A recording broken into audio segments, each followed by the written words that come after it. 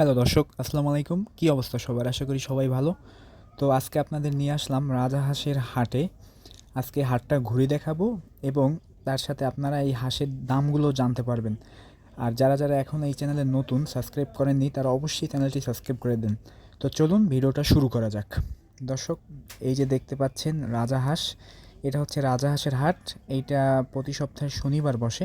তো আজকে একটু লেটে আপলোড দিলাম। দর্শক, এই যে একটা ভাই হাট দিয়ে রাজহাঁসটা ধরতেছিল, এই রাজহাঁসটার দাম চাইতেছিল 900 টাকা।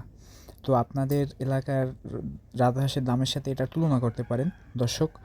তারপর এই যে আমি আসলাম তার কাছে, জিজ্ঞেস করলাম এই যে হাঁসটা আমি ধরতেছি দর্শক, এই হাঁসটার দাম চাচা চাচ্ছিল 1000 টাকা। তো আপনারাই জাজ করেন এখন এটা কম চাইলো নাকি বেশি চাইলো। দেখুন হাঁসটা কীভাবে লাফাইতেছিল।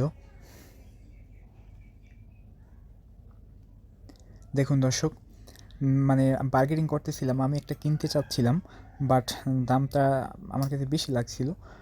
দেখেন আপনারা, এটার দাম মানে ওজনটা কম ছিল।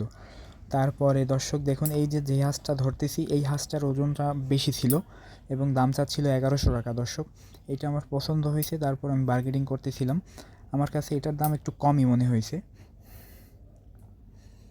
তারপর দর্শক আবার একটু যদি দেখাই, এই সাইডে একদম পুরো গোলাকারে এই হাটটা বসে রাজহাঁসের। তারপর